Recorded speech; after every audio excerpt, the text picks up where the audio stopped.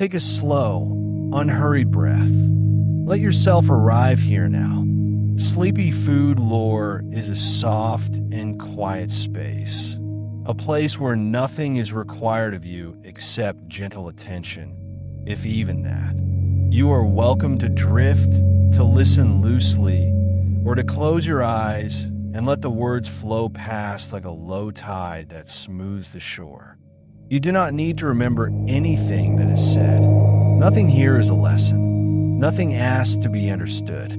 Every fragment of story and detail is simply a shape in the still water of sound, meant only to calm and soothe.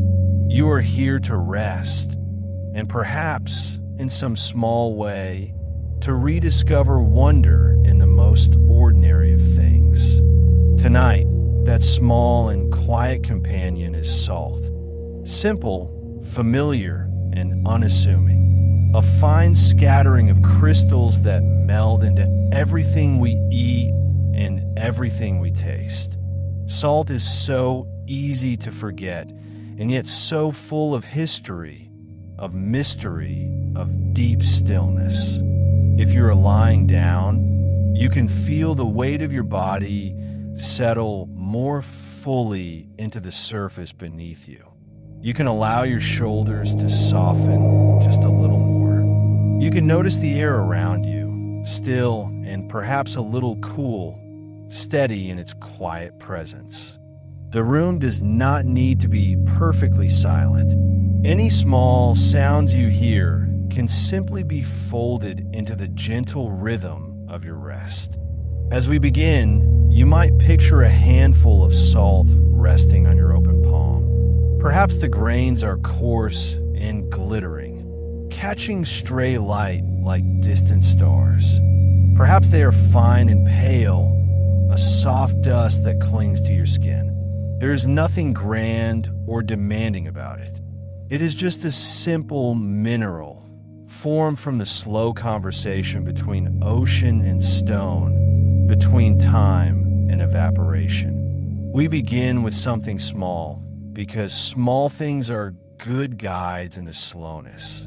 They remind us that vastness hides within simplicity. To slow down is not to lose time, but to stretch it to find entire worlds sealed inside a single moment. Salt teaches this without a word. It sits quietly, unchanged for millennia, patient as the earth itself. You can let your breath settle into that same patience. In and out, no rush, no effort. You can inhale a little deeper and exhale a little longer, not forcing, just softening. With every cycle, you might imagine grains of salt dissolving, scattering through water, becoming part of something broader, calmer, and wide. The story shared tonight will follow that flow, slow and gentle and meandering. We will drift through ancient coasts and forgotten trade routes, through kitchens scented with ocean wind, through rituals and myths that hold salt as sacred. For now, you do not need to go anywhere. The stories will come to you in their own time, with their own rhythm. What matters now is this arrival, is this quiet permission to be where you are. The pulse of the heart is slowing. The thoughts that once pressed for your attention are starting to dissolve at the edges, like salt in warm water.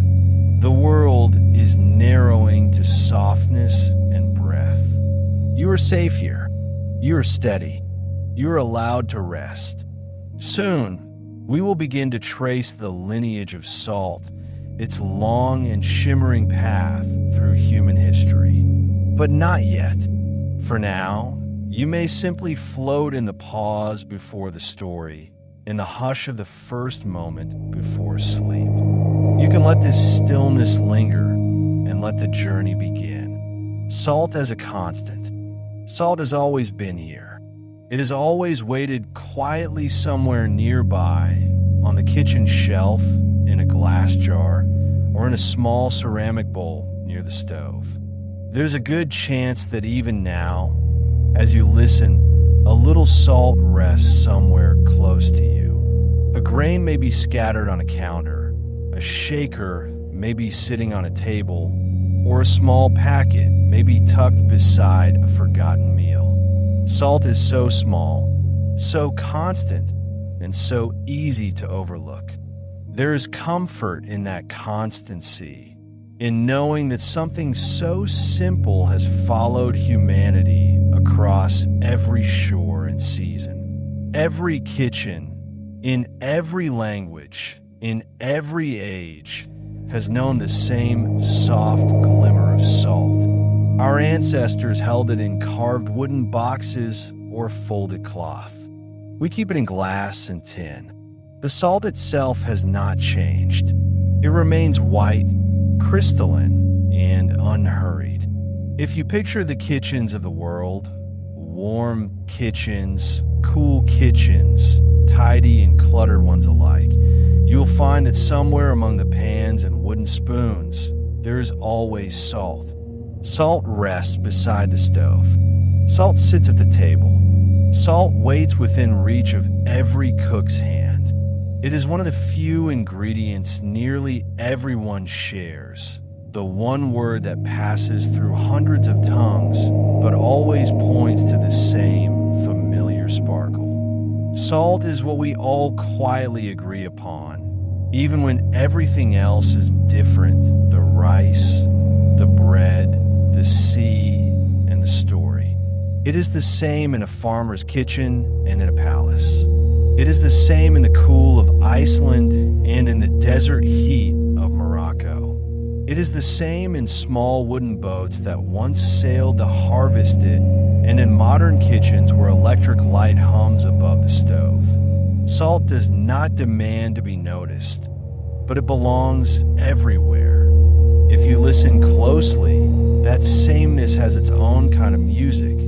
There's the soft sound of salt poured from hand to hand, the scatter of grains over a meal, and the quiet rhythm of a phrase almost everyone has spoken. Just a little salt.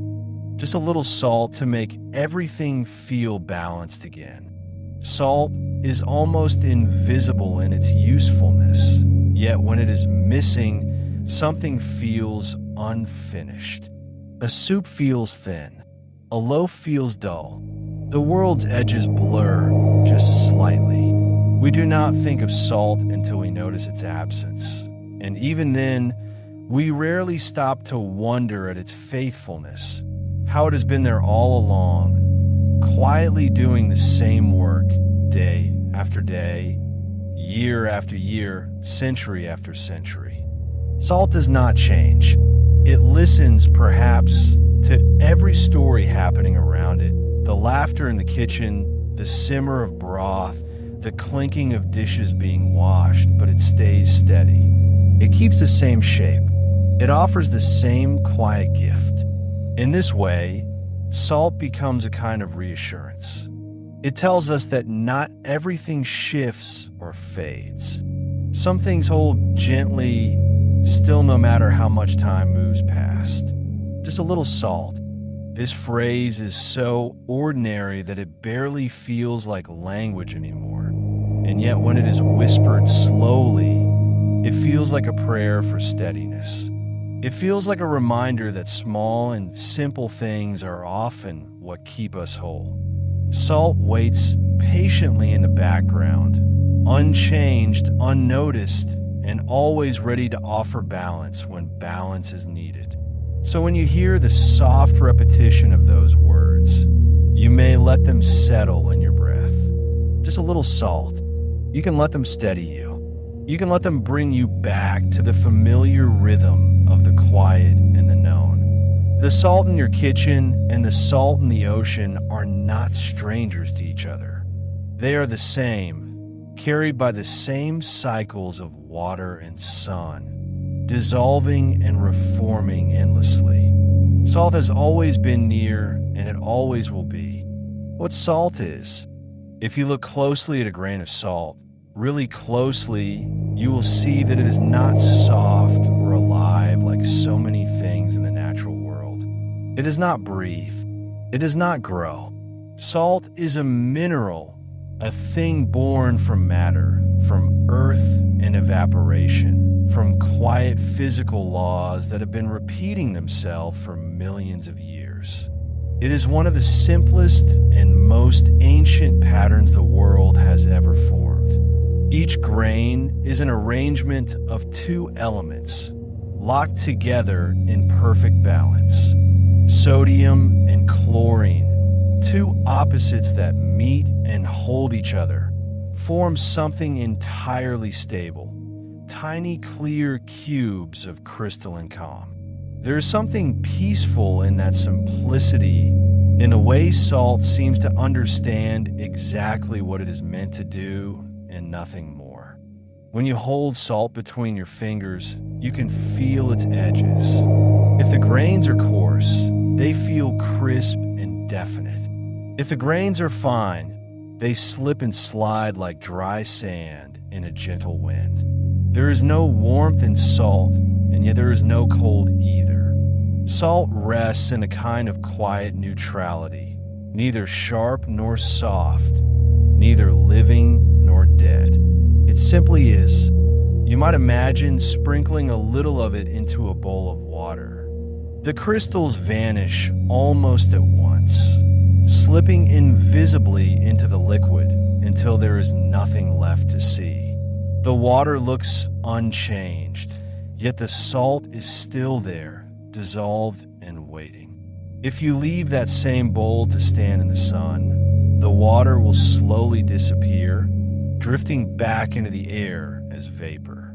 What remains at the bottom is the same salt, reappearing with its familiar pale shimmer. This is the gentle magic of salt, disappearing and returning, unchanged. It dissolves and reforms, staying steady through every transformation. Salt teaches, without words, that change can happen softly. We can enter new states, lose our old shapes, and still remain ourselves when the tide rolls back. Salt does not fight the water. It becomes part of it. Then, when the moment is right, it quietly reclaims its structure again. In this way, salt offers a small reminder of patience. It behaves the same way every time, faithful to its own nature. When water comes, it gives itself up. When the water leaves, it returns to being whole. There is no struggle in its cycle, only flow and form, rhythm and rest. If you could listen to salt, perhaps it would sound like silence, the hush of something steady and ancient. It does not sparkle with drama or movement. Its beauty lies in how it endures. Through heat, through tide, through time, salt remains the same. Salt does not change its mind about what it is. It knows how to wait. There is something deeply calming in that kind of reliability. In a world where almost everything moves and shifts, salt reminds us of the quiet peace in simply keeping our shape, and in the knowing that even when we dissolve, we are never truly gone. Salt, in its essence, is the earth remembering the sea.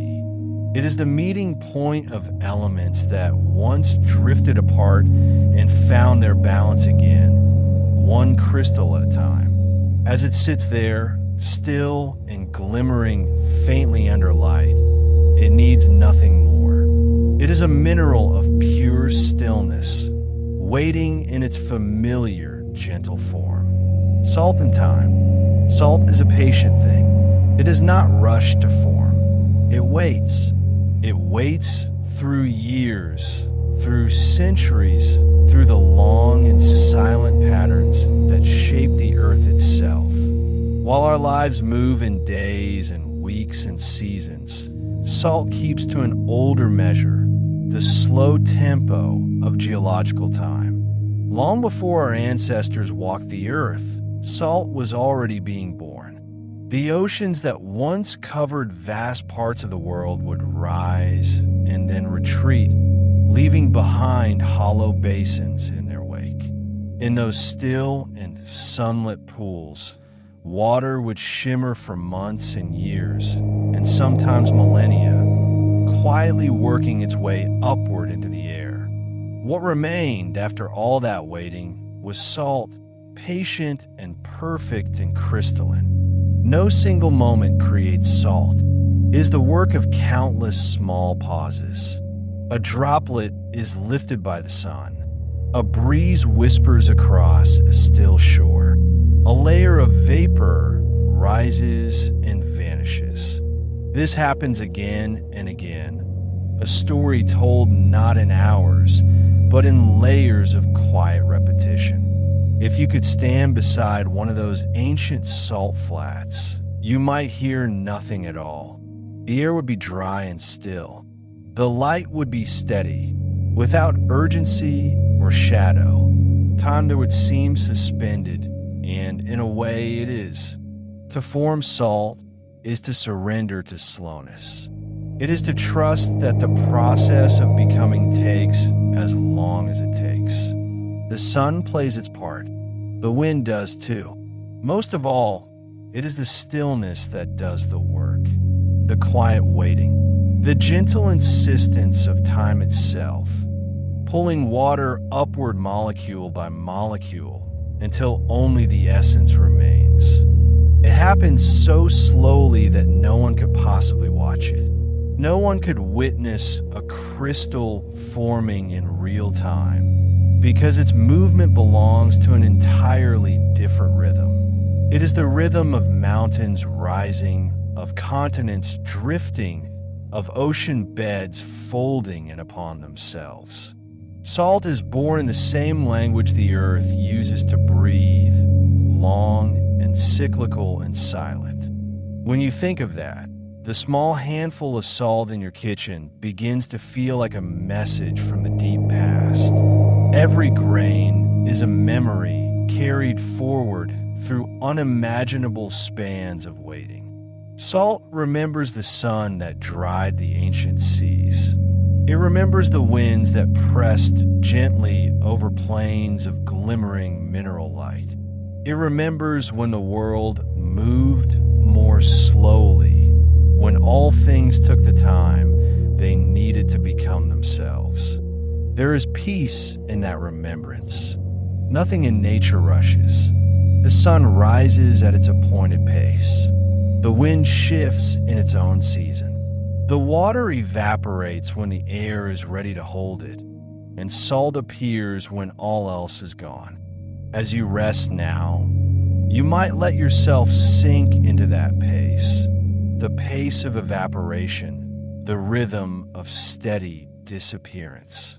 You can imagine the slow yielding of water to air and the quiet lingering of crystals below. There is no need to move quickly here. Nothing is expected to happen right away. Time, like salt, will take care of itself. It forms what it should in its own good rhythm. This becomes a meditation on patience. The sun waiting for morning, the sea waiting for calm, the air waiting for stillness, salt waiting for form, and you simply waiting for rest. Everything, in its own way, finds shape through slow and gentle time. Early human relationship with salt, long after salt had settled into the quiet bones of the earth, long after oceans had receded and crystals had formed beneath layers of ancient wind, humans began to notice its presence. They did not discover it with haste or fanfare, but through quiet observation, through the same kind of patience that salt itself seemed to teach. At first, salt revealed itself slowly. People followed the paths of animals, watching where they gathered and lingered. Herds returned again and again to certain places, dry patches where the ground glimmered faintly under sunlight. The people noticed. They saw how the animals licked the stones or scraped at the earth, drawn to some invisible taste hidden in the dust. when they followed that example. They found that the same earth touched their own tongues with a strange and satisfying flavor. These are the first salt licks, the marks of nature's quiet generosity. Salt was not something made. It was something discovered, uncovered, and gathered gently from the surface of the world. There was no urgency in this relationship. There was no need to invent or manufacture. The early humans did not dig deep or rush to collect. They took only what was there, in the same unhurried rhythm that guided every other part of their survival. Water, warmth, shelter, and, when they were fortunate, a touch of salt. Salt became part of life so subtly that no one had to name it.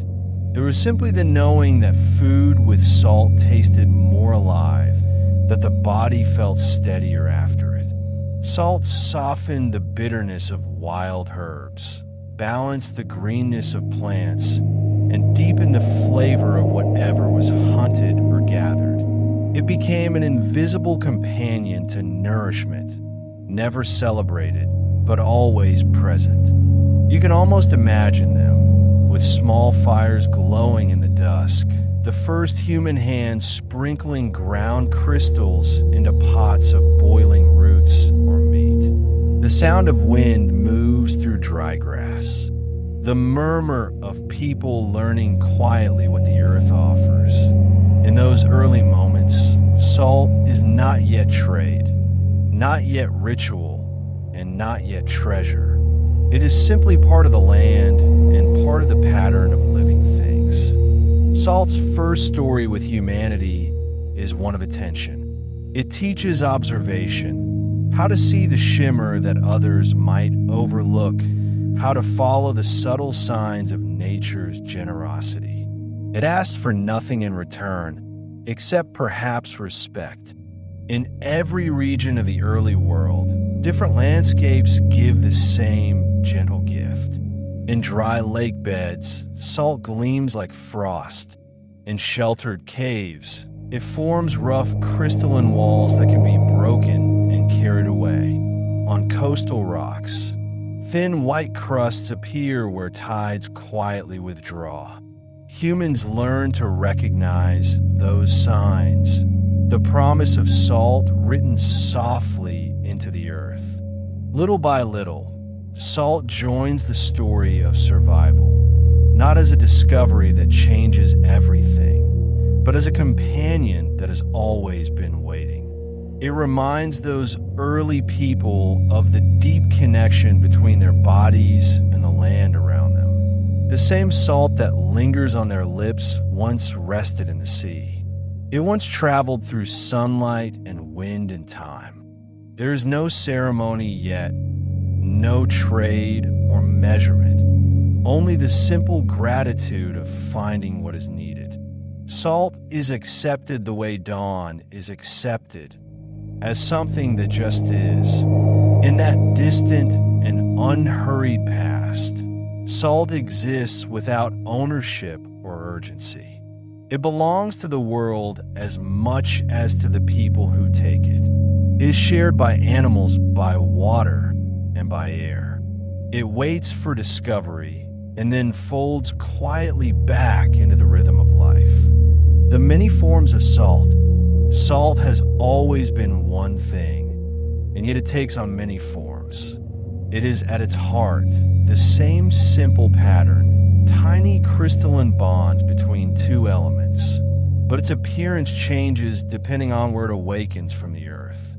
Some salts come from the sea, catching the light like morning mist. Others rest deep within stone, hidden for ages beneath layers of ancient sediment. Each has its own quiet story, shaped by the land and by the long patience of time. Even when we speak of salt, we are really speaking of countless small variations, the gentle marks of geography left upon something pure and eternal. Sea salt. Sea salt begins as nothing more than seawater, a part of the living ocean gathered into shallow coastal pans or natural pools. The work that follows happens almost entirely without human hands. The sun shines, the wind blows, the water moves and then grows still. Nothing hurries. The heat of the day comes and goes, and with it, the slow evaporation begins. Over many days, the surface quietly changes. What was once water becomes a shimmering skin of crystals, forming so gradually that the transition is invisible. Thin layers appear, delicate at first, floating briefly before sinking, crisp with light. Each grain begins as a trace of the sea, transformed by air and time. The sound here is soft, a faint rustle of wind across shallow water, the gentle creak of drying salt beneath a wooden rake, perhaps the call of a distant bird along the coast. There's a rhythm to it, matching the tides and the seasons. When the tide returns, the work begins again. When it retreats, the pools rest and the crystals reform. Sea salt carries within it a whisper of its birthplace, the minerals washed from the seabed, the sunlight of its climate, and the unseen breath of the ocean. In warm, dry regions, the crystals form small and fine, drying quickly under the constant sun. In cooler places, they grow into slower, wider flakes, thin as wings, breaking gently between the fingers. No matter its form, the process feels like something ancient and rhythmic, a conversation between water and wind that never truly ends. Rock salt and mine salt. Deep beneath the earth, another kind of salt sleeps. It does not glimmer in sunlight or listen to the pull of tides.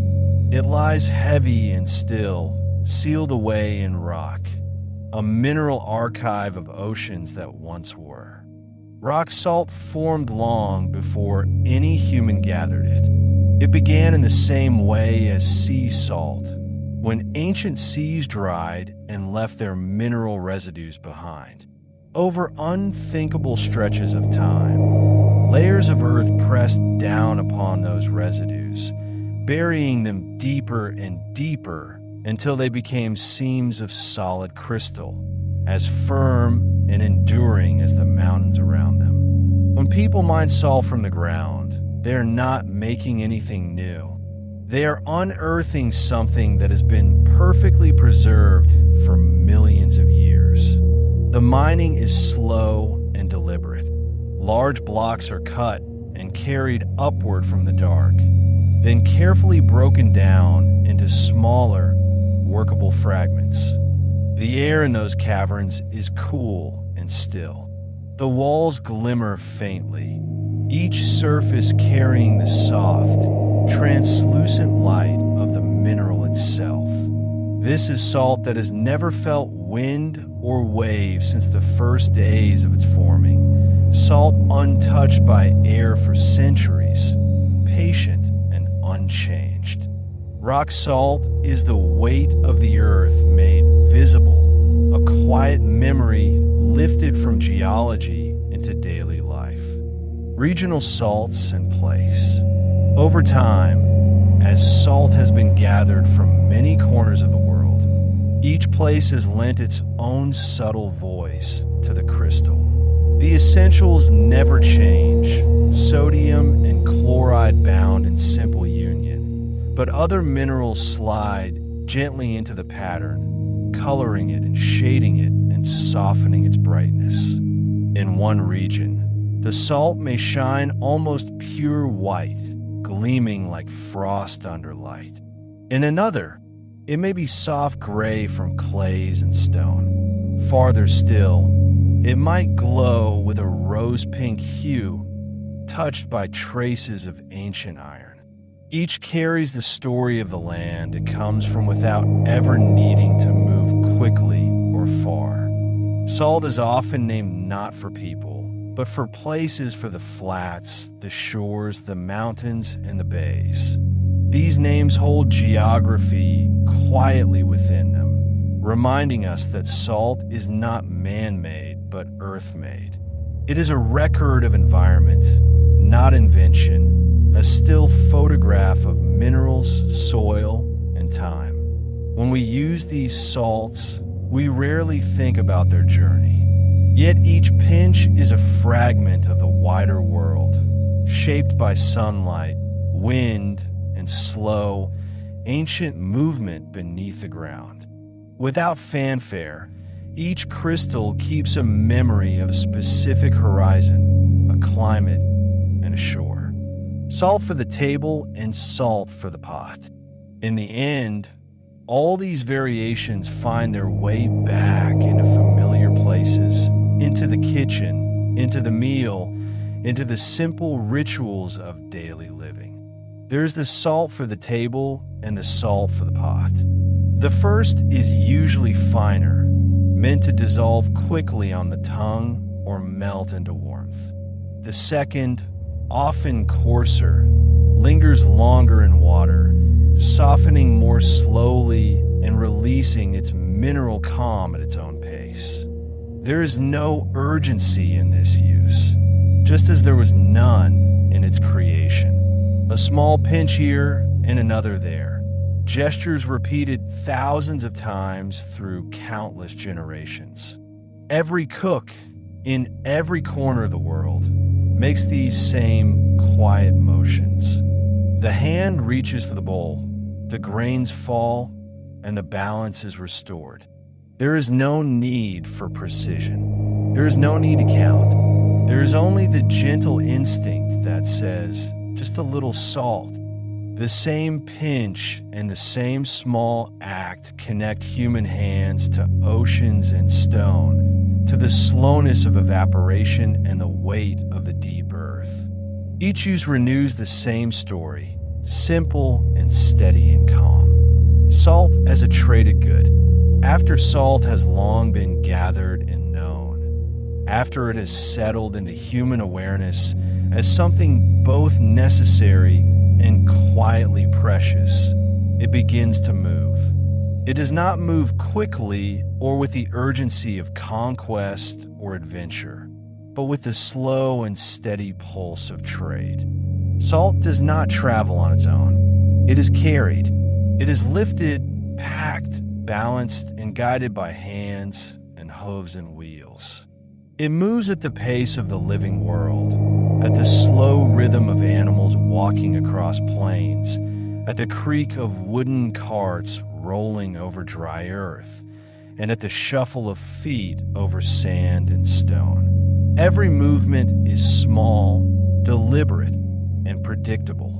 In the earliest days of trade, salt follows the ancient paths that connect one settlement to another.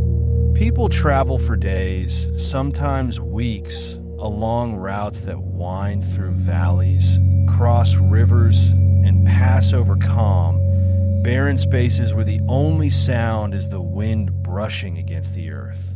These routes are never hurried. They exist in step with breath, with daylight, and with the slow stretch of the horizon. You can imagine a caravan at dusk, the air cooling and the animals stepping carefully under the soft rhythm of bells, each carrying woven sacks filled with salt. There is no chatter of excitement and no rush to arrive. The purpose is simple and dependable, to bring this quiet mineral from the places where it is plentiful to those where it is scarce. The travelers know the way well. It is a journey repeated so many times that each stone and ripple of ground feels almost familiar. Salt, unlike silk or spice, is not dramatic. It is not gild or perfume. It is steady, and in that steadiness lies its quiet power. Settlements form along these routes because salt needs to move and people need to rest. Wells are dug, small markets appear, fires are lit at night. Salt, in its stillness, becomes the reason the world connects itself slowly. The trade of salt brings with it a kind of comforting repetition. The same paths are walked season after season. The same animals carry their loads. The same hands tie cords, weigh bundles, and count bags. Generations share the same work, the same pace, and the same trust in the journey. Over time, the trade routes of salt begin to span continents, winding from inland lakes to coastal flats, from deserts where animals leave pale trails in the sand to harbors where wooden boats wait to take on their quiet cargo. Even then, the rhythm does not change. Salt travels by wind and current, by oar and tide, moving at the patient tempo of nature itself. There is something soothing in this predictability, the assurance that, no matter the distance, salt is always on the move somewhere. A caravan crosses a pale horizon. A barge glides along a river. A pack of mules steps carefully through mountain passes. Each route is like a slow, breathing chain linking one life to another and one kitchen to the next. Salt travels because it has to. It moves not for conquest and not for novelty, but simply for balance, because where it is absent, life feels thin and incomplete, and where it is abundant, it can be shared. The trade carries nourishment in its simplest form, and the movement itself becomes a quiet symbol of connection and trust. There is no rush in this traffic. The travelers understand the road, the shifting air, and the long pauses between markets. The journey teaches them patience, and salt, in its ancient calm, seems to guide them. Every grain carries the memory of still water and slow evaporation, and even on the move, that stillness remains. When a trader finally stops at the next settlement and opens a bag of coarse white crystals, the air fills with a faint mineral scent, a breath of distant coasts and distant time. The exchange is simple, perhaps involving a few words, a nod, and a quiet gratitude. Then, with calm certainty, the same journey begins again. Trade routes are later written on maps, but long before maps exist, salt has already carved paths into the memory of the world. Winding lines made not of haste or noise, but of dependable motion, steady and slow, like a heartbeat that never needs to hurry. Salt and preservation. There is something deeply comforting about the idea that salt can keep things safe, long before the hum of machines or the chill of storage. Salt is humanity's quiet promise that food will last, that harvest will endure, and that nourishment can be carried through time. Salt becomes one of the earliest forms of preservation, discovered not through invention, but through observation and patience. People notice that when meat or fish touches salt, it changes. It is no longer soft and fleeting, but firm and lasting and still good to eat after days have passed. In the same way, vegetables packed in salted water seem to pause their turning, holding their shape and color with quiet obedience. Drying, curing, and brining become gentle rituals of care, repeated across centuries and continents. A thin layer of salt is rubbed into freshly caught fish. A blanket of crystals is pressed against the surface of meat before sun or smoke complete the work. Bowls of vegetables rest under a pale brine, weightless and still. Nothing is rushed and nothing is forced. The process moves at the same slow rhythm as breathing. In each of these acts, salt does what it has always done. It draws out moisture, creates balance, and offers protection. There is no visible magic in it, only the steady exchange between crystal and flesh and water and air. Slowly and silently, it works. You can picture a cool room stacked with wooden barrels, the faint mineral scent of curing fish drifting gently through the air. Or you might imagine a farmhouse table dusted with salt, sunlight catching on the clean white grains. Someone's careful hands turn a cut of meat, pressing another layer across its surface, trusting the process without the need for measurement or precision. Salt is patient and tireless, carrying out its invisible work. As cultures grow and change, these same techniques remain.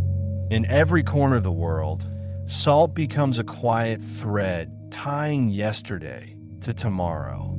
It allows food to move through time, not forever, but long enough to bridge seasons, to sustain journeys, and to protect families through cold or distance.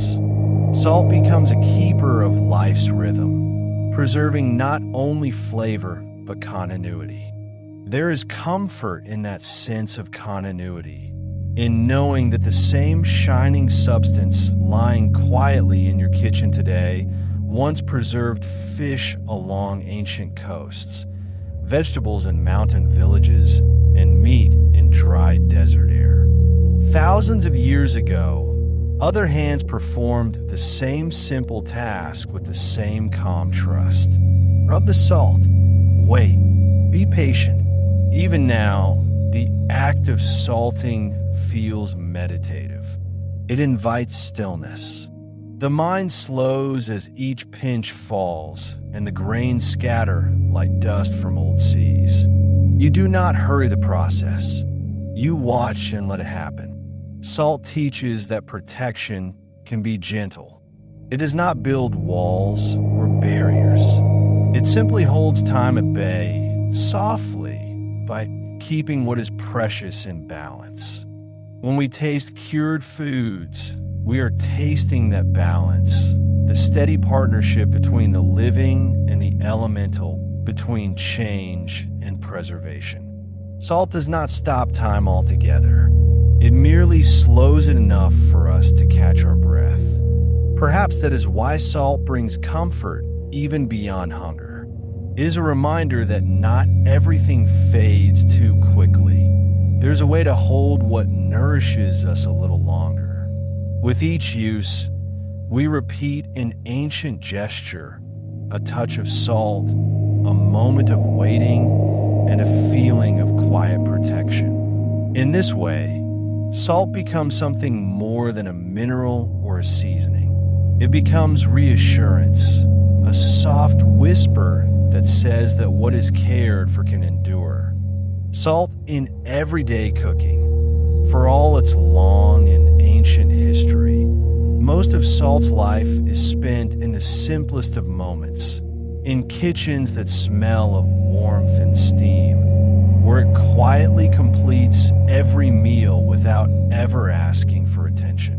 Salt has become so familiar and so woven in a habit that we barely notice it at all.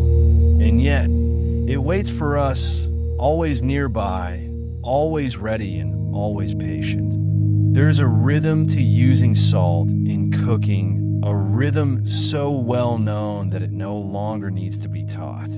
Salt often appears near the end, like a soft punctuation mark. The pot is stirred. The spoon lifts. The cook tastes and pauses, and then adds just a little salt. The movement is calm and instinctive, a pinch tip between finger and thumb, falling lightly into the dish. Then another taste, another small pause, just enough.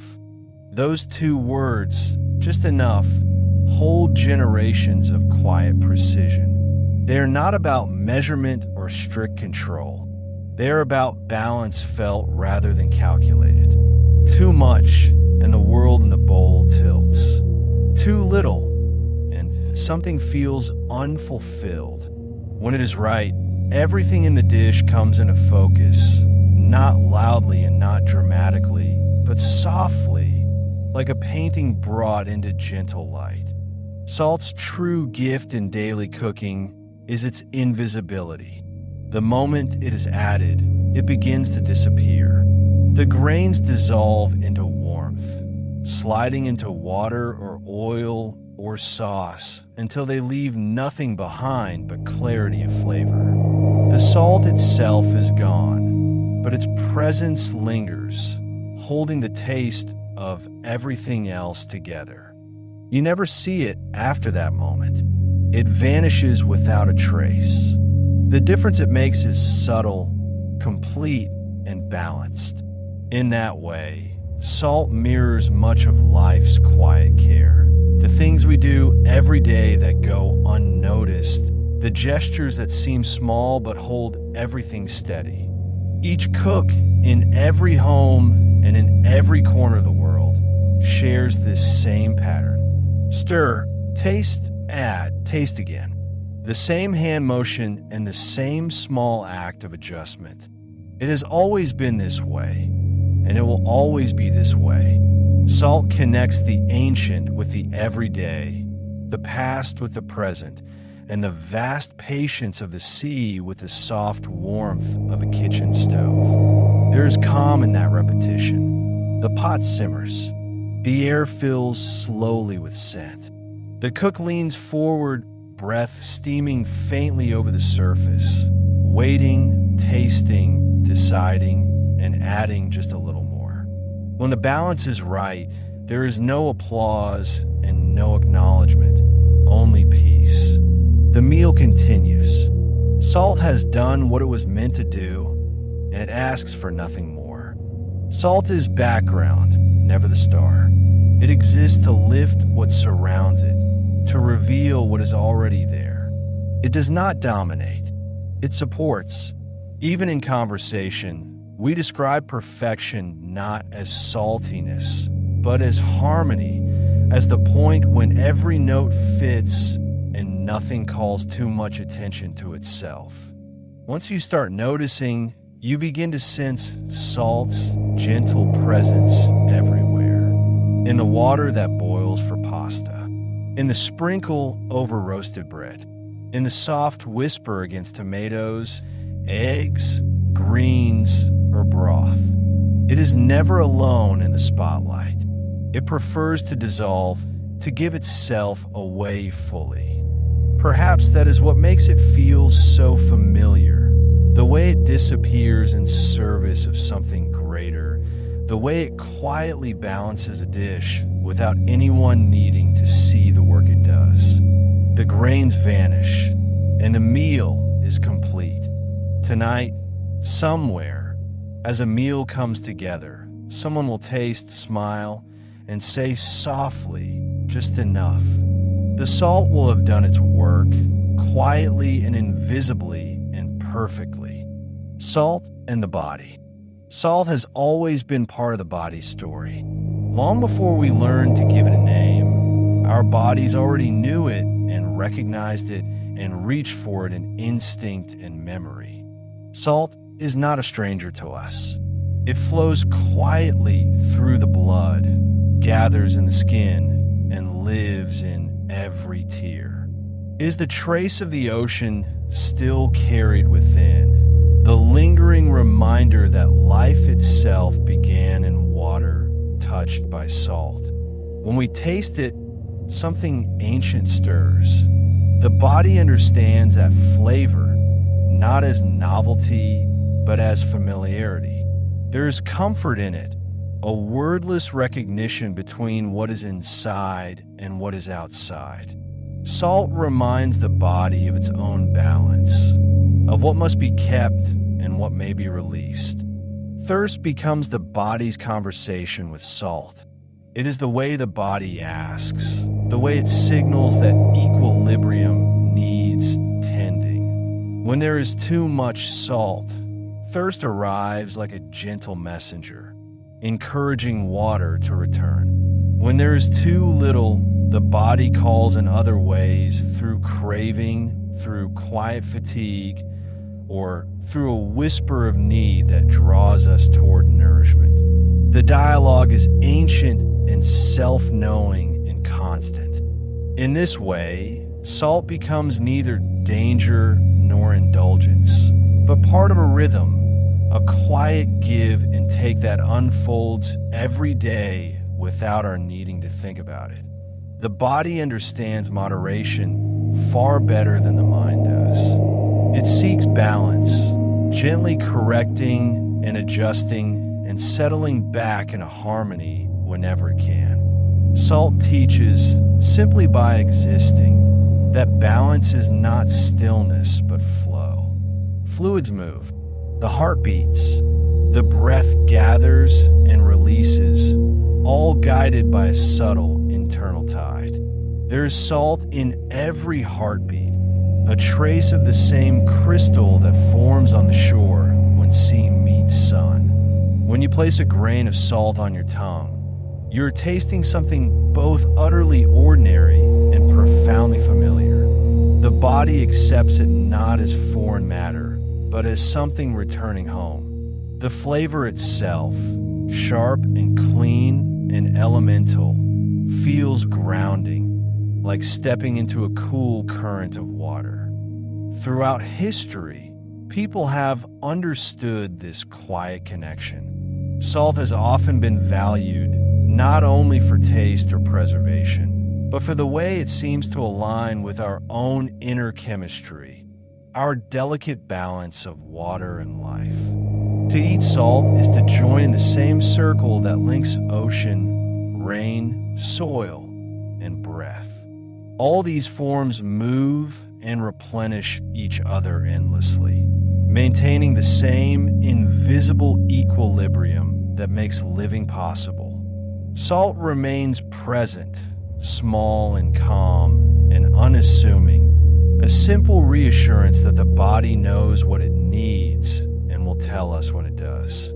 There is no need for fear or control here, only listening. The body, like the earth, seeks stability, and salt is one of its oldest companions in that search. Too much, and we find thirst calling us back toward balance. Too little, and food feels dim, as though something essential is missing. Between those two quiet boundaries lies abundance, the perfect and silent point where everything feels in harmony again. Salt lives within that middle space, teaching us without words and without effort how to return to balance again and again. It asks for moderation not through warning, but through understanding, through the body's own gentle reminders, through thirst and satisfaction and craving and calm. In the end, salt is both within and without. It is part of us and beyond us. It does not need to be measured or feared. It simply waits, steady as ever, to help the body find its home again, quietly and faithfully, and just enough. The arrival of iodized salt. Time moves forward softly. Tradition changes, but not always in ways that can be seen. Sometimes progress arrives so quietly that life appears to carry on unchanged. The grains of salt that once came from the sea or the earth still glimmer the same way in the light, still dissolve in water, and still rest in bowls and shakers on every kitchen table. Yet a gentle shift happens once, a small addition that carries with it a quiet story of care. This is the arrival of iodized salt. For generation after generation, salt has been a faithful friend of the human body, steady and familiar and essential. Over time, knowledge deepens. People begin to notice that in some lands far from the sea, something important is missing. A small, almost invisible nutrient, iodine, is scarce in inland soil and in the foods grown upon it. Without it, some communities feel the effects, though few can name why. So a change begins. Scientists, doctors, and salt makers work with patience to fold this missing trace element into the most ordinary of things. Iodine is quietly added to salt. No color changes, no flavor shifts, no ritual is disturbed. The hand that reaches for the salt bowl does not need to learn anything new. The salt looks the same and behaves the same and feels the same on the tongue. Only beneath the surface has anything changed, a new story woven invisibly into each grain. It is one of the rare times in human history when progress arrives without disruption, when improvement asks nothing of those who receive it. The world simply keeps cooking and seasoning and preserving and tasting, all as before. Iodine and the body. The body needs iodine in the gentlest of measures. It does not need much, and it does not need it loudly, but it benefits from a steady presence. Iodine does its work quietly, supporting processes that are too intricate and constant to be noticed in everyday life. When iodine is missing for too long, the body notices, though very slowly. Changes arrive faintly, almost imperceptibly at first. Fatigue and stillness and soft swelling may appear. The body is patient in its signaling, just as salt is patient in its work. Those signs reveal a simple truth that even the smallest substance can hold great importance when it is persistently absent. For many people, the answer comes not through strict instruction, but through what is already familiar, through salt, the one ingredient no table lacks. The solution feels almost poetic in its simplicity. Salt, which has always preserved food and sustained life, now helps to preserve health as well. In this way, without demanding new habits, balance is quietly supported. A pinch of salt continues to bring comfort and flavor, and beneath that, quietly, it carries something more, not excess, only sufficiency. It becomes a reminder that strength can come from subtlety and care from constancy. Goiter prevention. Before this quiet change, some regions, particularly those far from the sea, carry a silent struggle. Goiter, the swelling of the neck that can appear when iodine is absent over time, is once common in valleys and mountain villages, places where the earth holds little trace of the mineral that oceans freely provide. Generations live with it, not as something to fear, but as a mystery, an inconvenience written upon the body itself. When the connection is finally understood, the solution seems almost too simple to be believed. By adding iodine to ordinary salt, the problem begins to fade. There is no dramatic cure and no sudden transformation. Only the slow disappearance of something that once felt inevitable. As the years pass, the change becomes invisible again. Swelling vanishes, balance returns, and salt continues its role as protector. Just as it has protected food from decay, it now quietly helps protect people from long-term lack. In this way, iodized salt joins the long and graceful rhythm of salt's story, another form of preservation and another act of continuity. It is not a reinvention, only an evolution. Salt remains what it has always been, simple and faithful and elemental. It adapts without altering its nature, carrying one more quiet gift within its shimmering form. The bowls on the tables stay the same. The jars in the kitchens stay the same. Only the story within each grain deepens, reminding us once more that even the smallest changes, made with care, can ripple gently through generations. Potassium salt as a variation. Time moves gently forward, and even the most familiar things find small ways to adapt. After the quiet arrival of iodized salt, another subtle variation appears, potassium salt.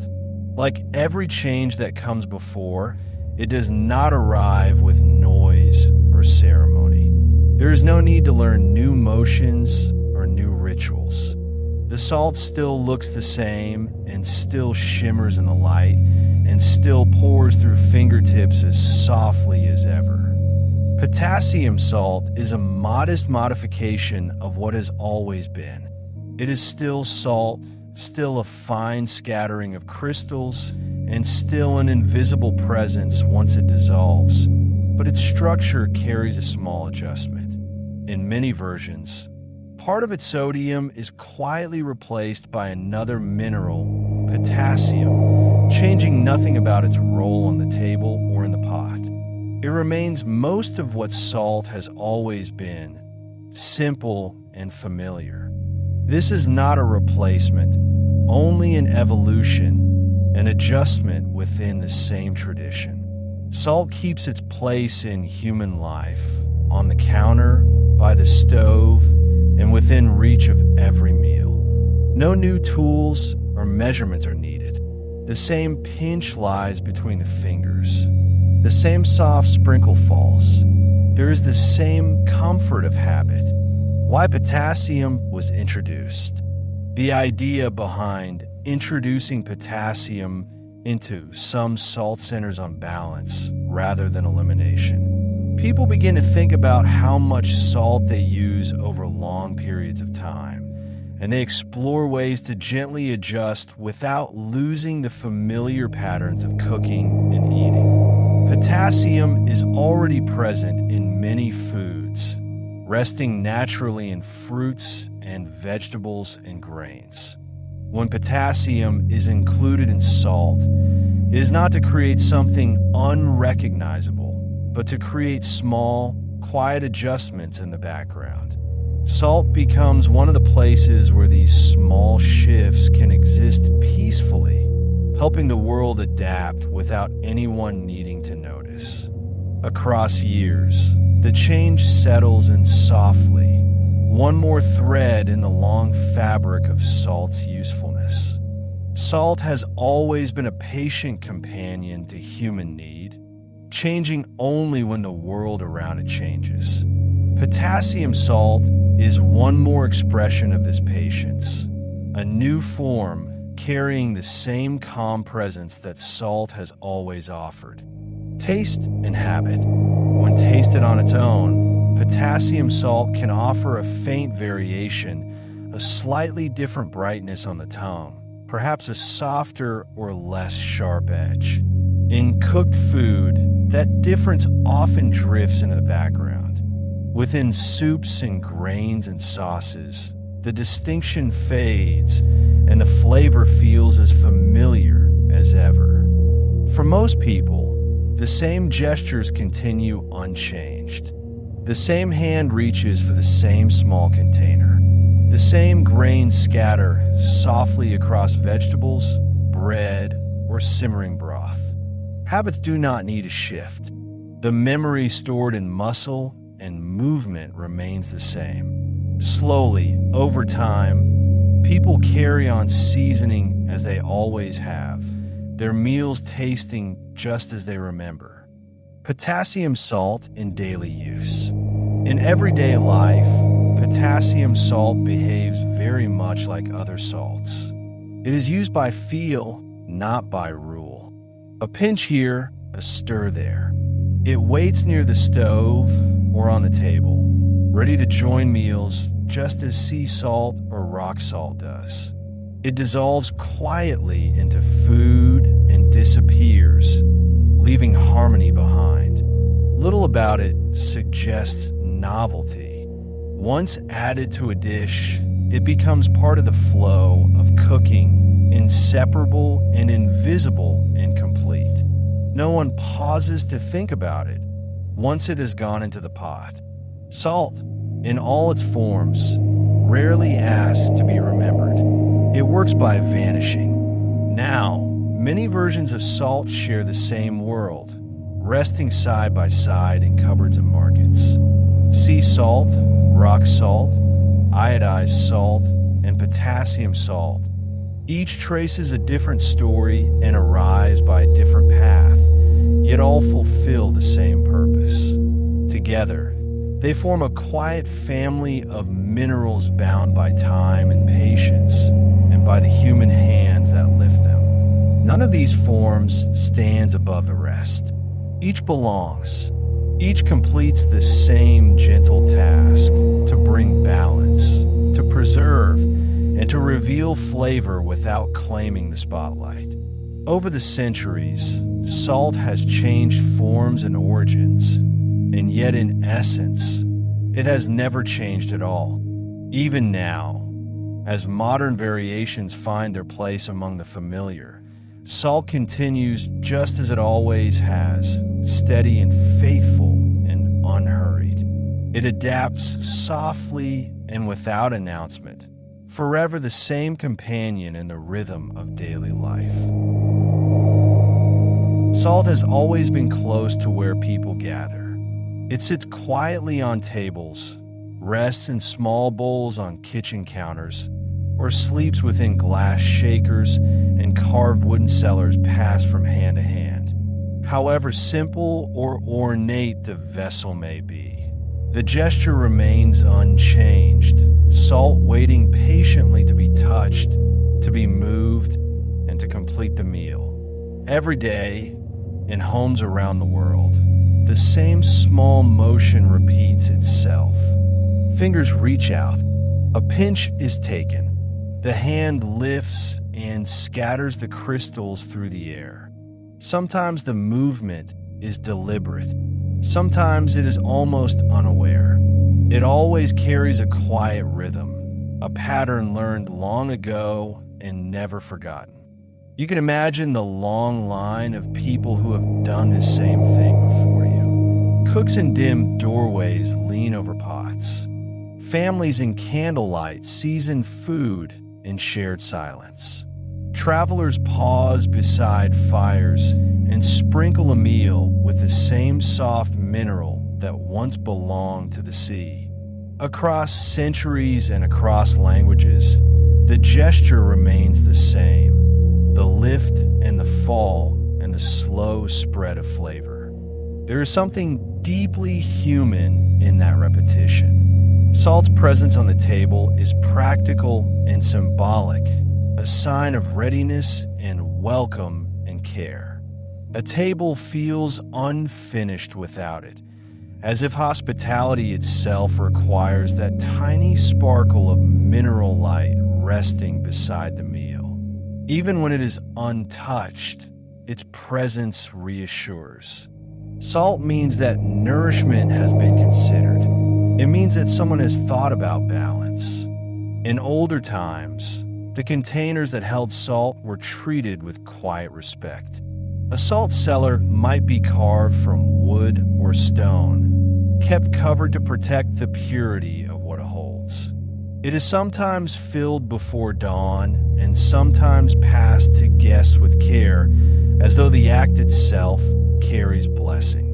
When salt sits openly among people, it reminds them of continuity, of the earth's generosity, and of the long threads of shared meals stretching backward through history. The pinch itself connects generations. The hand moves without instruction. The fingertips learn the exact amount, not measured and not counted, but felt. Each cook teaches that instinct through example rather than words. A small handful here, a sprinkle there, a taste, and a nod.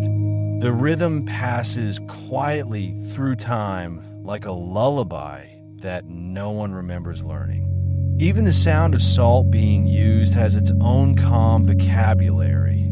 The faint rustle of grains between fingers, the soft fall against the surface of food, and the gentle stir as it dissolves.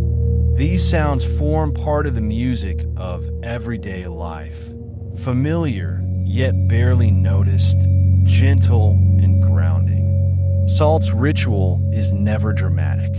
It does not demand ceremony, yet it creates one. Every act of seasoning becomes a moment of attention, a pause between preparation and serving, a bridge between care and comfort.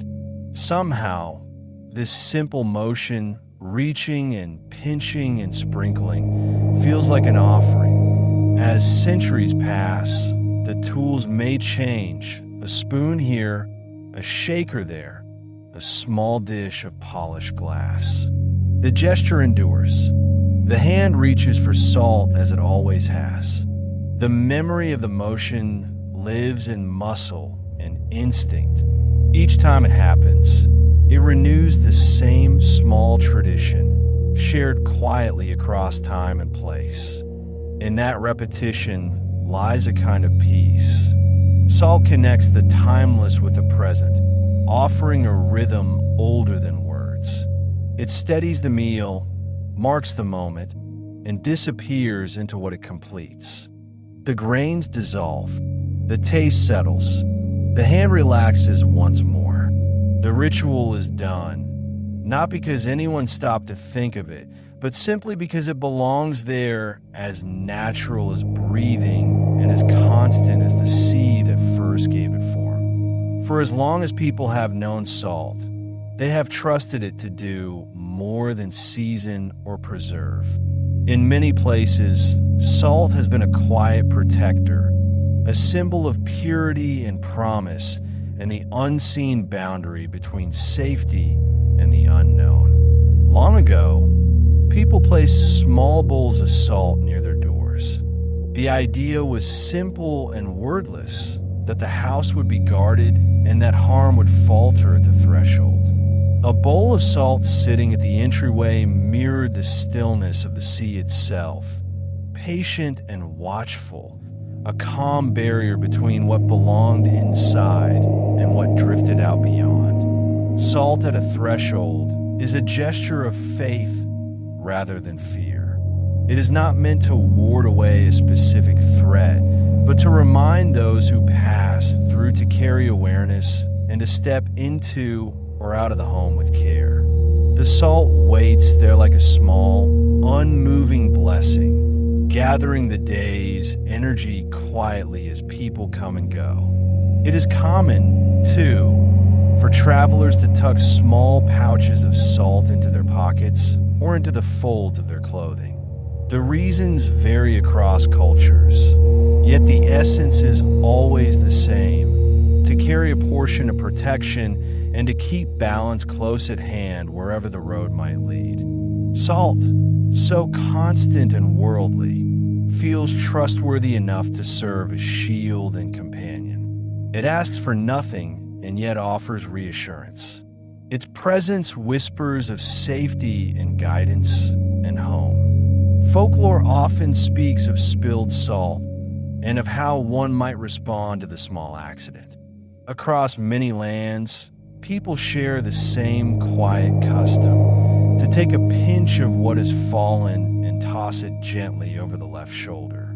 Few can say where the gesture began or why that shoulder matters most.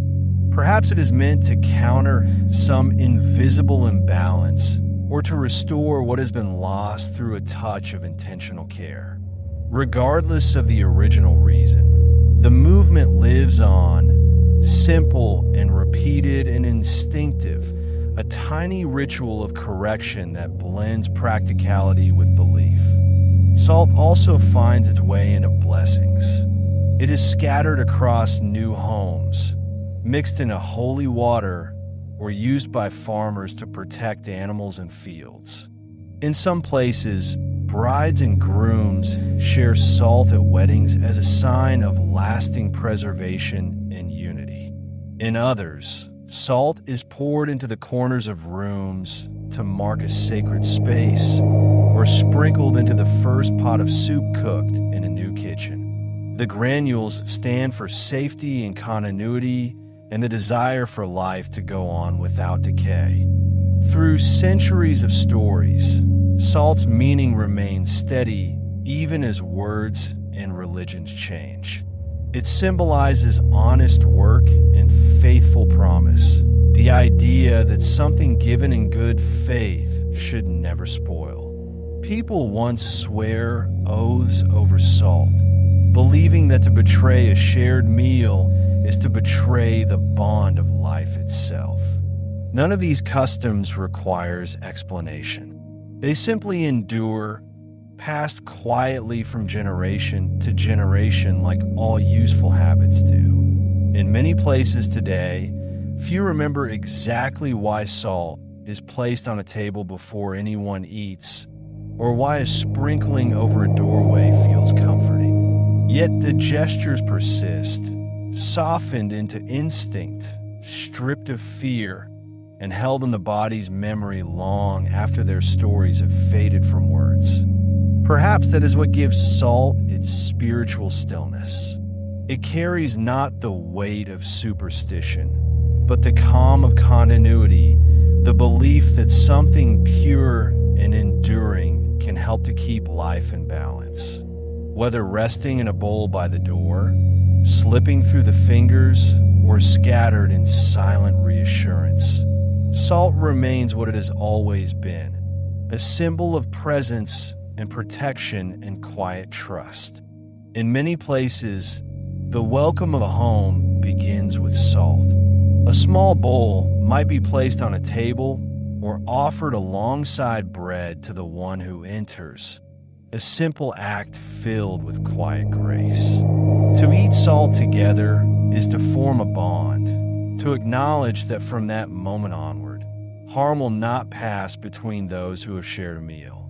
The crystals of salt become a bridge, delicate and invisible and unbreakable in meaning. You can imagine the scene repeating endlessly through time, the glow of a fire, the scent of cooking rising through the air, and the sound of laughter or quiet conversation between familiar voices.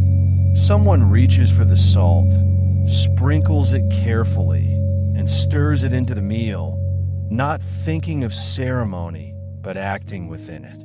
The gesture says, "You are welcome here," even more deeply than words might. When salt is placed upon a table, something subtle happens. The meal feels whole and complete and harmonious. It is not only about taste, but about readiness, an offering of comfort that has been considered and honored.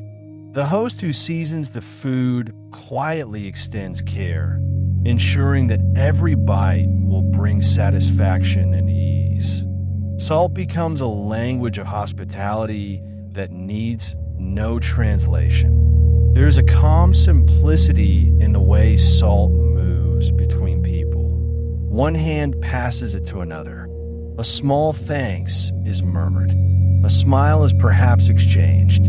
Salt is not an object of value or display, yet it carries significance far deeper than its size. Within that shared motion, in the passing and the sprinkling and the tasting, lies an ancient pattern of respect.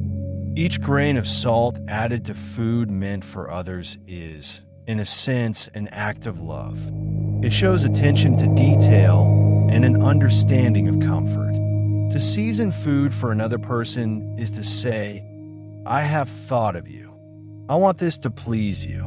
I want this to feel like home." Salt expresses this sentiment instantly and without words.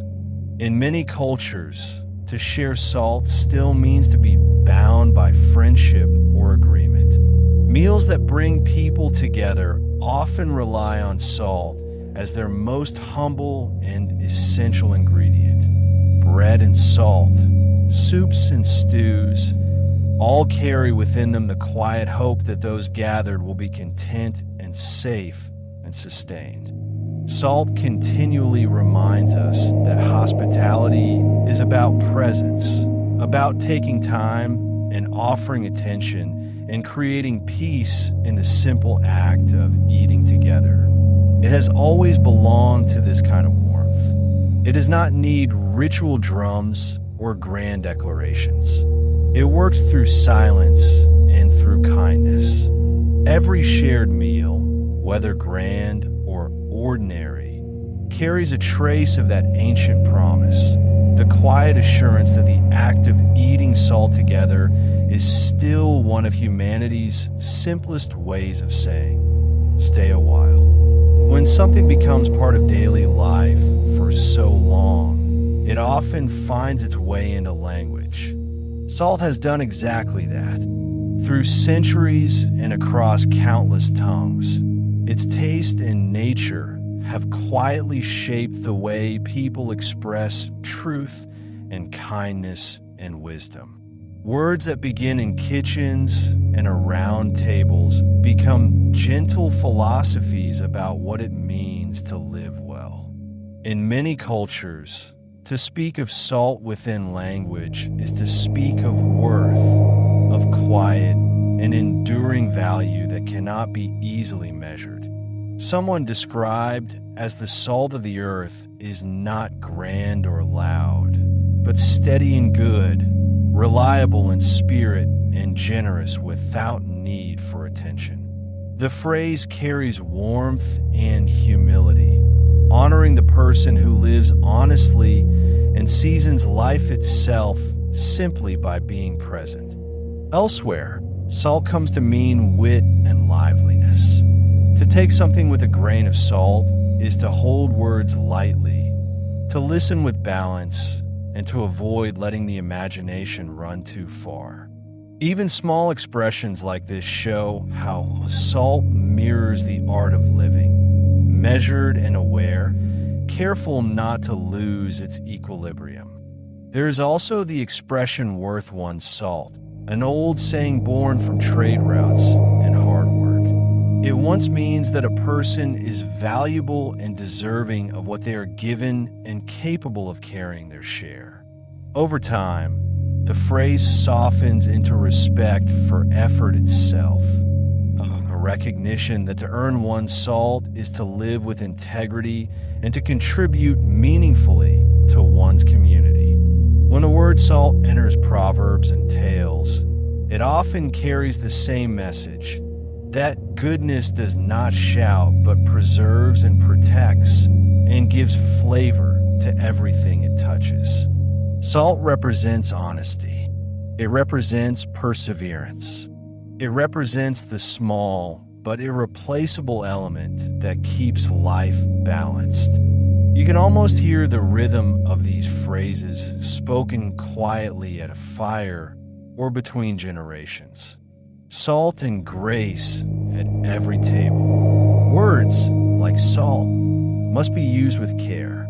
Each simple combination of words becomes a reflection of the mineral itself, sparse but essential and clear but powerful. Even in silence, these phrases stay alive, shaping thought in subtle ways.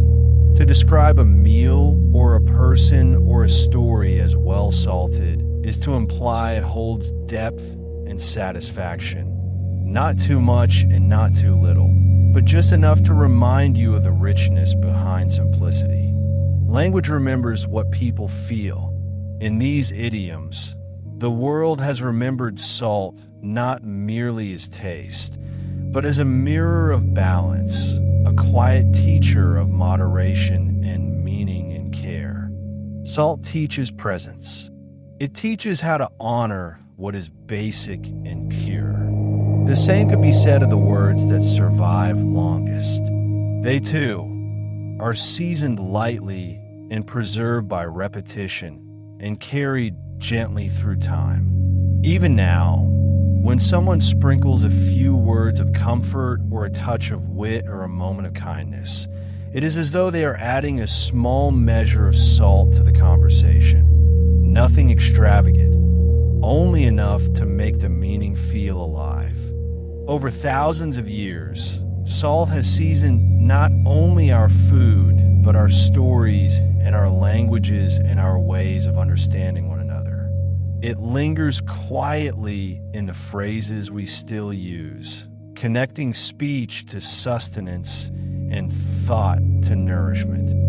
Through words, just as through cooking, salt continues its subtle work, giving life its clarity, keeping time from dulling its flavor, and reminding us that the smallest things often carry the deepest meaning. There is something about the taste of salt that awakens recollection more than any other flavor. To taste it is to be reminded of the sea, or of warmth, or of tears, sensations so universal that they feel woven into who we are. Salt lives in the body and in the heart at once, stirring memory not through thought, but through feeling. Sometimes memory arrives suddenly, carried by something simple. It might be the salt on the edge of a piece of bread like one eaten long ago, or the faint briny air of a coast visited in childhood. The taste of salt connects the present to something distant, binding time together without effort. In its simplicity lies its power. It does not need to tell a story. It simply reminds you that stories exist. For every person, there is a small archive of sensations tied to salt. There may be the scent of the sea on a windy day, the sparkle of salt spray on skin, or the faint trace of it on the lips after a joyful meal shared with loved ones. Each grain seems to carry fragments of laughter and rest, and the peace found in simple nourishment. Salt reminds the senses that life is built of contrasts, sweetness and salt, joy and ache, holding on and letting go. We remember most deeply the things that balance us. Salt does not erase the past. It frames it gently, adds definition, and allows us to return to it with understanding rather than grief. Even the everyday rituals of salt, passing it at a table, touching it before seasoning, tasting to adjust, become part of daily memory. They linger in the body's knowledge long after we stop noticing them. The same hands that reach for salt today repeat the motion of ancestors who did the same 1,000 years ago. This quiet continuity between generations is its own kind of memory, written in gesture rather than words. In every way, salt resists forgetting. It stays in water and in stone and in the human body. It moves through systems and cycles, but never entirely disappears. Perhaps that is why, when we think of permanence, we often think of salt, steady and crystalline and incorruptible. Yet it is not heavy. It does not bind us to the past in sorrow. It invites reflection with gentleness, showing that remembering can be peaceful. When you taste salt, you taste time itself, the long patience of tides, the warmth of the sun, and the quiet endurance of life continuing from one moment to the next. Salt, in its simplicity, teaches that memory does not need to be loud to last. It can linger like flavor, subtle and balanced, and always there beneath the surface. As you rest and hear these words drift by, you might feel that calm continuity, the deep reassurance that nothing truly meaningful is lost, only preserved, held within time like salt within water, waiting quietly to be remembered. Among all the meanings salt has carried, its preservation, its constancy, and its place at the heart of every meal. One of the most enduring has been its sacred presence. Across time and tradition, salt appears not just as a mineral of the earth, but as a sign of promise and devotion and permanence. In many faiths, salt is more than a seasoning. It is a symbol of covenant, an unspoken agreement between the human and the divine, between the temporary and the eternal. When people first begin to use salt in ritual, they do so knowing that it does not fade or decay. It holds its form even in the presence of wind and fire and water. That steadfastness becomes a language for faith, a quiet reminder that what is sacred endures. In ancient offerings, salt is often included as a mark of completeness. When food or grain or incense is presented, salt is added, not for taste but for meaning. It stands for preservation and loyalty and the unbreakable bond within all things. A covenant sealed with salt is thought to last because the salt itself does not wither.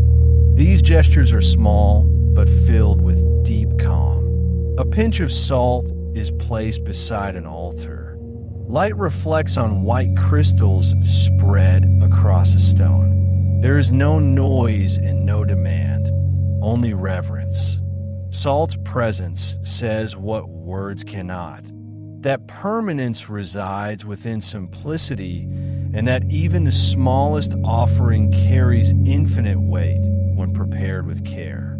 Over centuries, the same symbolism finds its way into sacred texts and into prayers and stories. Salt comes to stand for faith that does not falter, for quiet endurance of what is good, and for truth that remains steady through change. To speak of salt is to speak of something that holds its nature unchanged and unspoiled. Within the pages of the Bible, salt appears again and again, always steady in its meaning. It is spoken of in offerings, gifts laid before God, seasoned with salt, so that nothing in them will be left incomplete. The salt is not the focus of the ritual, but its assurance. It says quietly, "This is lasting, this is whole."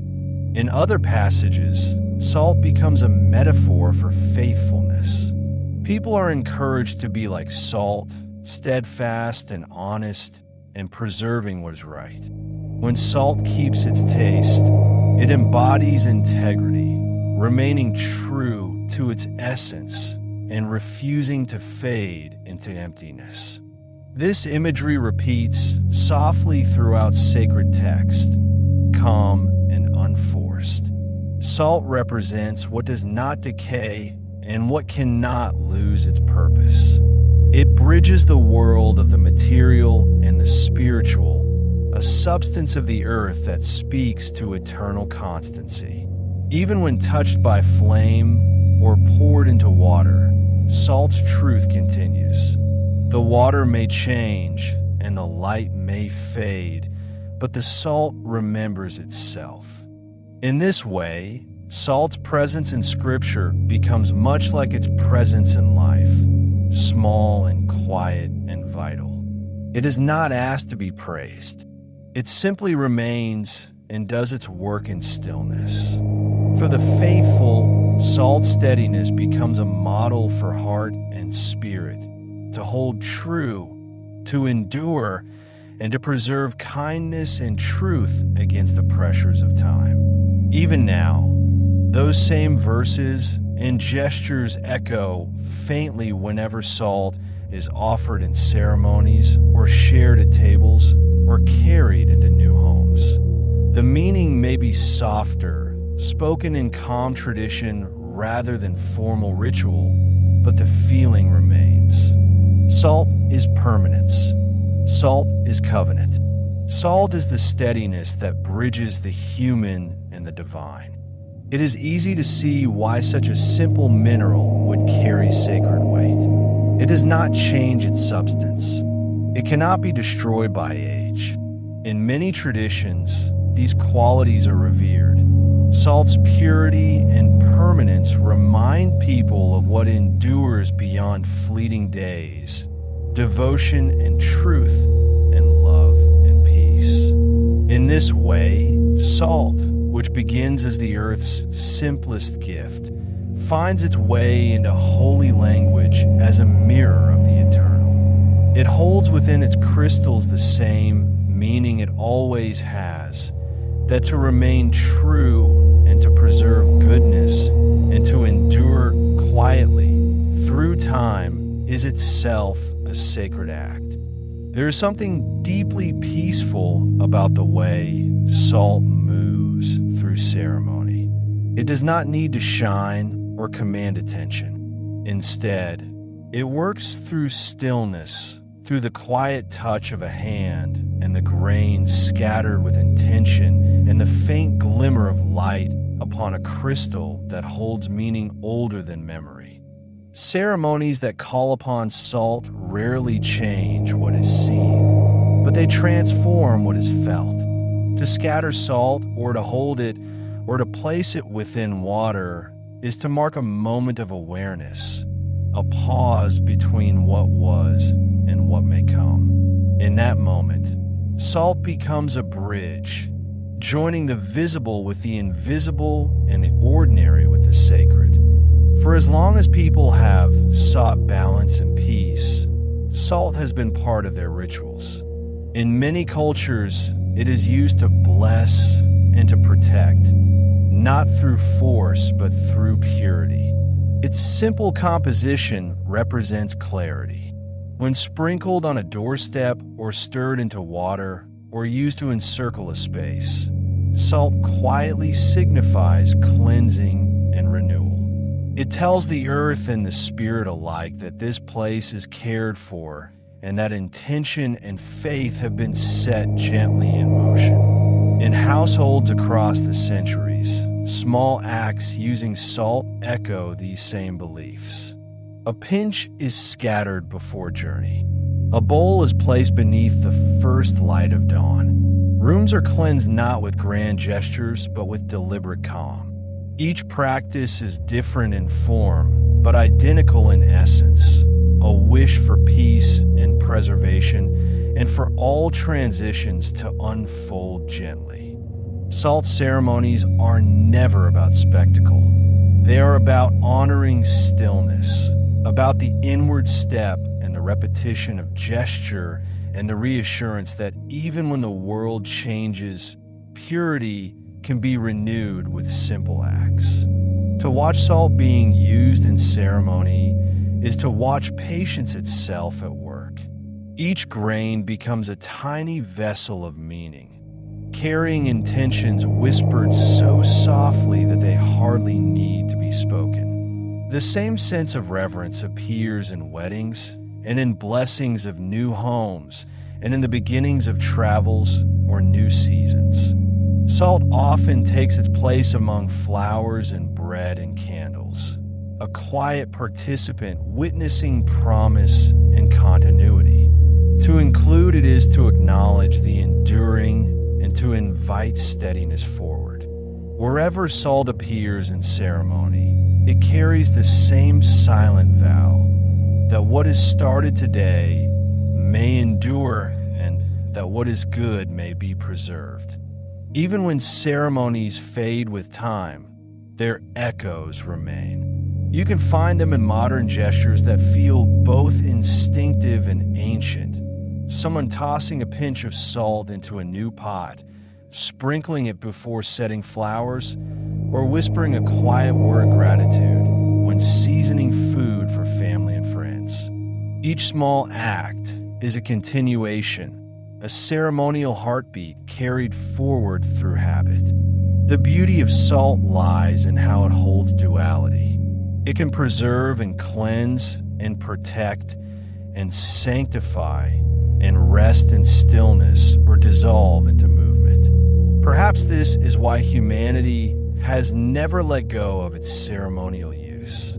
It mirrors our own need for both permanence and change, and for structure and release. Even now, when salt glimmers in the light during a blessing or vanishes into water at a doorway, it carries thousands of years of the same promise, that through small and thoughtful acts, the sacred can remain within reach of the everyday.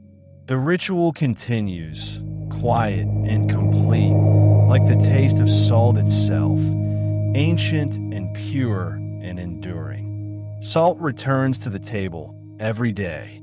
It arrives without fanfare, waiting near the plate, quietly shining under soft morning or evening light. No matter what is being cooked, salt is there, ready to complete and ready to balance and ready to bring warmth to what the hands have prepared. When morning begins, there may be eggs, soft and simple, scrambled or gently fried. As they cool slightly, a hand reaches for the salt almost without thinking. A small sprinkle falls, dissolving on the surface in seconds. The texture changes and the flavor deepens. It is the quiet moment that turns food into comfort.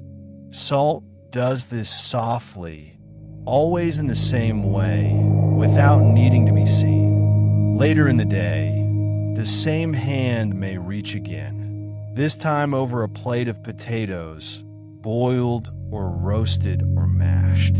The salt lands lightly, a dusting that wakes the natural richness within. It is not decoration and not embellishment, but gentle alignment. The meal finds itself in balance once more.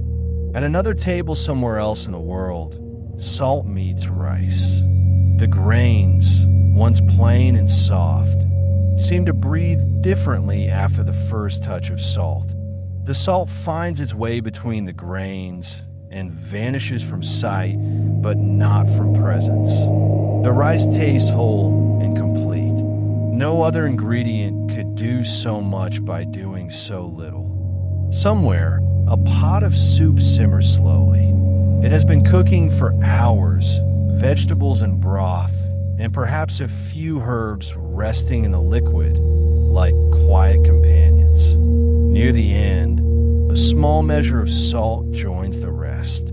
The cook tastes and waits, and then tastes again. The change is subtle but profound. Everything in the pot aligns.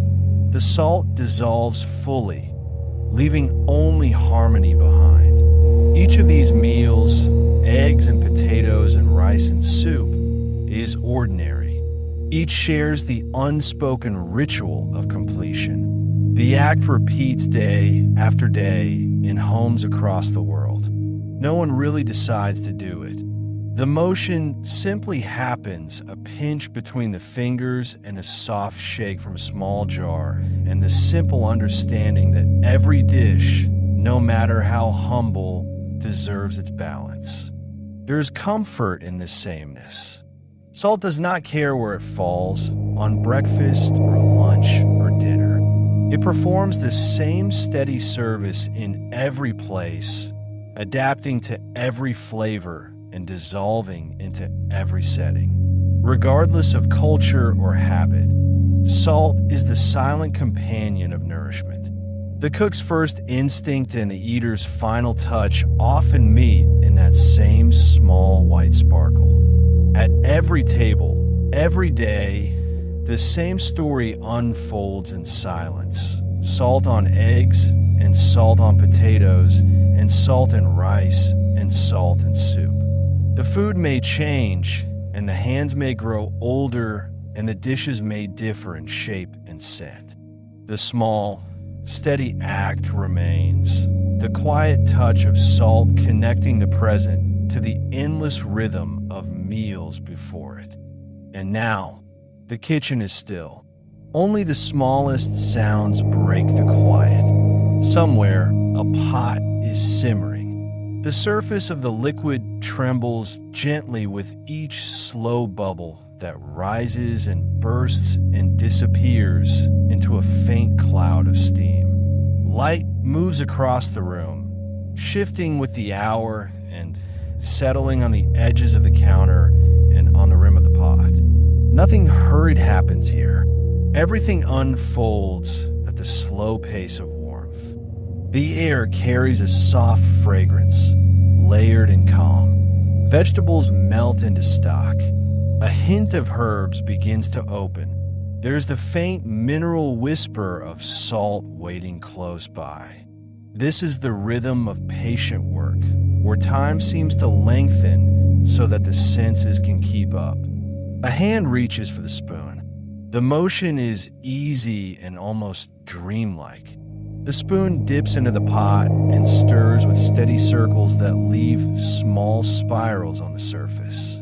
The sound is gentle, wood passing through water, a quiet hum of contact. Steam curls upward and fades. Then the salt appears.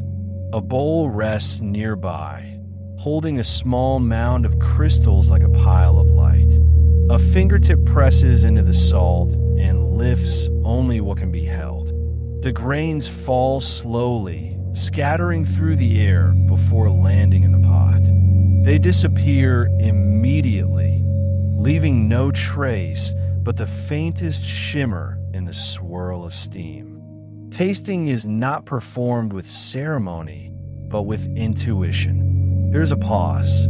The spoon lifts just enough to cool. A taste is taken and a small nod follows, perhaps with a tiny adjustment, another pinch and another slow stir. Then stillness returns. The food does not rush, and neither does the hand that tends it. Both exist in quiet agreement that everything will be ready when it is ready. This is the timeless kitchen, the one found in every generation, where cooking becomes less about completion and more about presence. The gentle repetition of stirring and tasting and waiting is like breathing a story, each motion necessary and soft enough to vanish into comfort. In this room, salt is not a measure, but a meditation. Each sprinkle is a pause. Each taste is a gentle check-in with patience. There is no urgency to fix or finish. There is only the soft agreement between warmth and attention and scent and memory. Everything settles at its own pace. A few ingredients are often all that is needed to make something feel whole. A little oil, a handful of vegetables, and a grain or two of salt together create warmth and nourishment far beyond their simplicity. Meals like these invite the mind to rest, reminding us that comfort does not live in complexity. A meal seasoned only with salt is never empty. It carries the essence of patience and care. It allows the natural character of food to speak clearly. Salt brings everything together quietly, without drawing attention and without striving to impress. There's a moment that occurs during every piece of calm cooking when a person realizes they do not need more. The water is warm enough. The taste is right. The salt is enough. In that moment, the world seems to soften, and we realize that contentment may come not from addition, but from recognizing completion. Salt is one of the few things in life that feels completely dependable. It behaves the same way no matter what surrounds it. It dissolves in water and dries in air and guards against decay. It does not change its mind or its nature. In its quiet predictability, salt offers reassurance, a steady presence in a world that often shifts too quickly. When everything feels uncertain, salt remains the same. It tastes of the sea and of the earth, and of something larger and older than us. To touch it and scatter it and cook with it is to connect with the familiar, the known texture and the known effect and the known rhythm of its use. It never surprises and never disappoints. It simply answers the same way it always has. This dependability allows space for calm. Knowing that something as old and simple as salt will always behave the same way frees the mind to rest. There is no need to control or reinvent it. It will greet every dish with the same steady loyalty, shaping balance without seeking praise. Perhaps this is why people keep salt nearby, on tables and in kitchens and in old bowls that seem never to empty. It is always ready and always familiar. Salt waits patiently to serve again, unbothered by time and unchanged in form. When we taste it, that faint and grounding mineral spark, we taste not just flavor, but trust. To think of salt is to think of the sea itself. You can almost hear it, the hush of waves curling against the shore, the scattered foam left shining like lace, and the slow retreat that gathers itself only to arrive again. That cycle has no end. The sea exhales salt into the air, leaves it drying on rocks, hides it within pools, and folds it back into its own blue depth. The world turns and the pattern repeats. When salt is gathered from the ocean, it feels as though we are touching the memory of the earth. The same water that formed the world still breathes through the tides, producing minerals that have existed since the beginning of time. Farmers bend over shallow pools and watch crystals form from sunlight and wind. The sea's own breath condensed into solid light. Nothing in this process needs to be forced. It happens through patience, through waiting, and through the cooperation of tide and air and time. Every glittering grain born from seawater is a miniature world of patience. It has waited quietly, letting the water lift and vanish, and allowing itself to remain behind. The ocean does not hurry the work.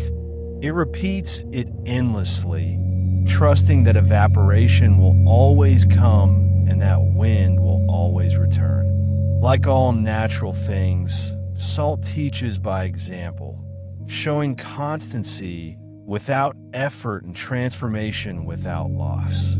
The sea and salt are inseparable, one fluid and one crystalline, both ancient and essential. In every culture that has lived near the coast, salt has been more than a resource. It has been a presence. Ships once carried it across continents. Fishermen waded through brine. Children learned the taste of wind by the shore. Through all of history, the sea remains salt's first home. There is something peaceful in realizing that the same grains scattered in kitchens today were born from those vast waters. The distance between ocean and table feels smaller when we remember that the same mineral moves through both.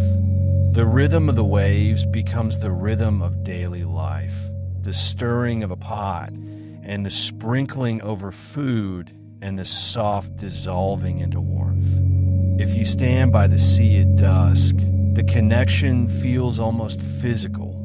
The air tastes faintly of salt, the same element that seasons your meal and the same mineral that once rested in ancient oceans. The tide sighs in and out like breath.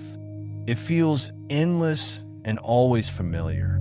The sound and the scent and the shimmer are all reminders that salt is how the sea leaves pieces of itself with us wherever we go. The day has grown quiet. The sounds of the kitchen are fading. The pots that once whispered with steam now rest, their warmth cooling slowly and releasing the last threads of fragrance into the still air. The spoon lies where it was placed. The salt sits waiting nearby, no longer called to action, returned to its place upon the counter, calm and unchanged. There is no ending to this story, only soft continuation. The ideas grow slower now. The words lengthen. Space opens between them. Thought becomes less important than rhythm. The rhythm of quiet and still air and the faint hum of night deepening beyond the window. The story does not need to end. It simply drifts beyond hearing. The motion of the sea continues somewhere unseen. The air still holds the faintest taste of salt. Everything lingers and then loosens and then quiets. You are allowed to drift now. Nothing more is needed. The story has already done its work simply by existing. There is nowhere left to go and nowhere left to be. There is only stillness. Only silence is left. In that silence, peace settles soft and complete.